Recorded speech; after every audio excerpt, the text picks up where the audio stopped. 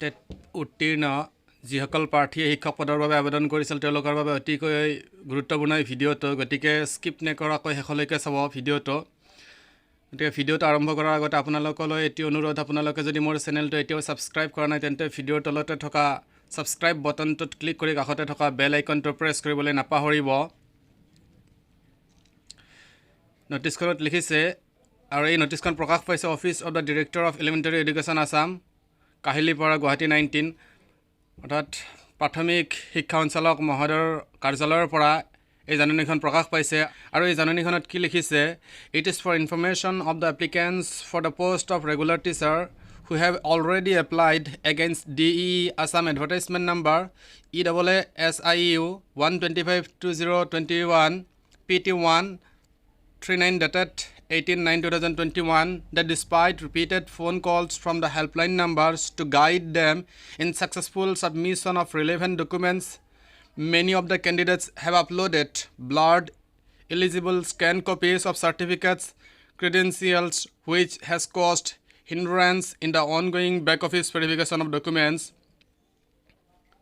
অৰ্থাৎ ইয়াতে কৈছে কি, যি শিক্ষক পদৰ বাবে বিজ্ঞাপন প্ৰকাশ পাইছিল, 9000তকৈ অধিক শিক্ষক পদৰ বাবে যি বিজ্ঞাপন প্ৰকাশ পাইছিল, আৰু সেই পদৰ বাবে যিসকল টেট উত্তীৰ্ণ প্ৰাৰ্থীয়ে আবেদন কৰিছিল তেওঁলোকলৈ কিছুমান ফোন আহিছে বিভাগৰ তৰফৰ পৰা, প্ৰাথমিক শিক্ষা সঞ্চালক মহোদয়ৰ কাৰ্যালয়ৰ তৰফৰ পৰা ফোন আহিছে। আৰু এইকাৰণে ফোন আহিছিল যে তেওঁলোকৰ কিছুমান ডকুমেণ্টছ যি আপলোড দিছিল সেই ডকুমেণ্টছসমূহ তেওঁলোকৰ ক্লিয়াৰ হোৱা নাছিল বা ব্লাৰ হৈছিল বা দেখাত অস্পষ্ট হৈছিল, আৰু সেই ডকুমেণ্টছসমূহ পুনৰবাৰ আপলোড কৰাৰ কাৰণে, ভালদৰে আপলোড কৰাৰ কাৰণে তেওঁলোকলৈ ফোন কল আহিছিল।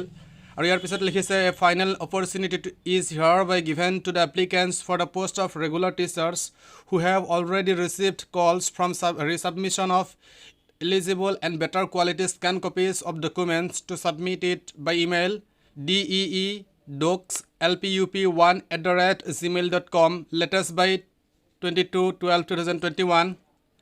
আৰু এইখিনিত এইটো কোৱা হৈছে যে সকলো আবেদনকাৰীলৈ পুনৰবাৰ এবাৰ সুযোগ দিয়া হৈছে যে যিসকললৈ ফোন কল আহিছিল তেওঁলোকে পুনৰবাৰ তেওঁলোকৰ ডকুমেণ্টছসমূহ ইয়াত ইমেইল এড্ৰেছ দি দিছে deedocs.lpup1@gmail.com, তেওঁলোকক ডকুমেণ্টছসমূহ আপলোড কৰিবলৈ কোৱা হৈছে। আৰু এই ডকুমেণ্টছসমূহ অহাকালিৰ ভিতৰত ইয়াতে দি দিছে 22/12/2021, অৰ্থাৎ অহাকালিৰ ভিতৰত সম্পূৰ্ণ কৰিবলৈ কোৱা হৈছে।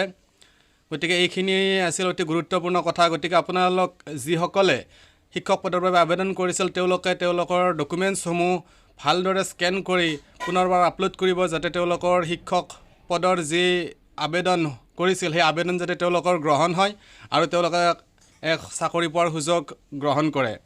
আৰু এই নটিছখনত স্বাক্ষৰ কৰিছে প্ৰাথমিক শিক্ষা সঞ্চালক মহোদয়ে। এইখিনিয়ে আছিল নটিছখনত প্ৰকাশ কৰা সম্পূৰ্ণ কথা আপোনালোকক জনালোঁ। গতিকে আশা কৰোঁ ভিডিঅ'টো চাই আপোনালোকে ভাল পাইছে। শেষত পুনৰবাৰ আকৌ এবাৰ কওঁ, যদি আপোনালোকে মোৰ চেনেলটো এতিয়াও ছাবস্ক্ৰাইব কৰা নাই তেন্তে ছাবস্ক্ৰাইব কৰি কাষতে থকা বেল আইকনটো প্ৰেছ কৰিবলৈ নাপাহৰিব। ধন্যবাদ।